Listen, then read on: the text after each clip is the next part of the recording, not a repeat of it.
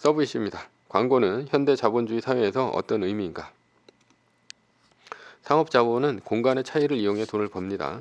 대항해 시대 유럽의 상업자본은 주식회사를 만들어서 중국, 일본 등에서 수입한 도자기를 수입해서 돈을 벌었죠. 이유는 사고 싶은 생산물이 동양에서만 나왔기 때문입니다. 동양에서는 차, 도자기, 향신료, 면직물 등 소비하고 싶은 상품이 모두 동양에서만 나왔습니다. 그러니 동양에서 수입을 할 수밖에 없었고 서양은 은으로 값을 치르면서 국부 유출이 되었습니다. 결국 영국은 아편 전쟁을 일으켰고 중국을 강제로 개방시켰습니다. 그러나 현대 산업자본은 시간을 통해서 돈을 법니다. 애플은 새로운 스마트폰을 내놓아 기존의 스마트폰이 구식이 되게 만듭니다. 즉 유행을 만들어 기존의 스마트폰을 멀쩡한데도 쓸모없는 것으로 만드는 것이죠. 산업자본은 시간의 차이를 만들어서 돈을 버는 것입니다. 여기서 중요한 것이 바로 유행인데요. 유행은 마치 내가 개성을 표현하기 위해 만들어낸다고 착각을 합니다. 웃기는 것이 개성을 표현한다면 나만 입거나 써야지 개성이죠. 그런데 개나 소나 다 입고 쓰는데 무슨 개성입니까? 사실은 유행이라는 것은 시간 차이로 돈을 벌어야 하는 산업자본이 만들어낸 환상입니다. 산업자본은 기존에 갖고 있던 물건을 버리지 않으면 팔지 못하고 팔지 못하면 망합니다. 결국 유행이란 생존하기 위한 산업자본의 필사적인 유혹입니다.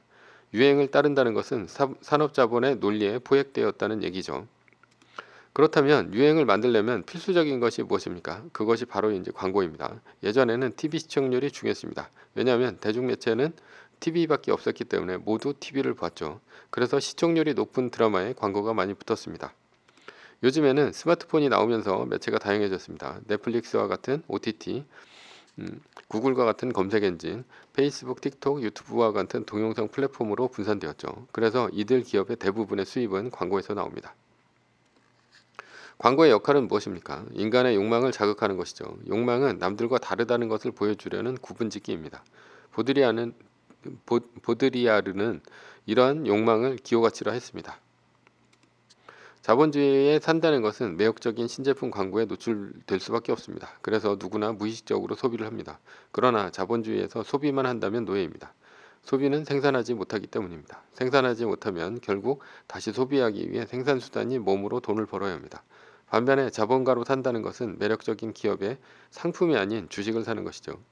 매력적인 상품을 만들어내는 주식은 노예들이 상품을 사주는 바람에 주가가 오르며 배당을 줍니다. 자본가는 주식을 사서 돈을 생산합니다. 결론입니다. 세상에서 제일 매력적인 상품을 만들어내는 기업이 시가총액 1위 기업입니다. 그리고 그 기업의 주식을 가진 자가 진정한 자본가입니다.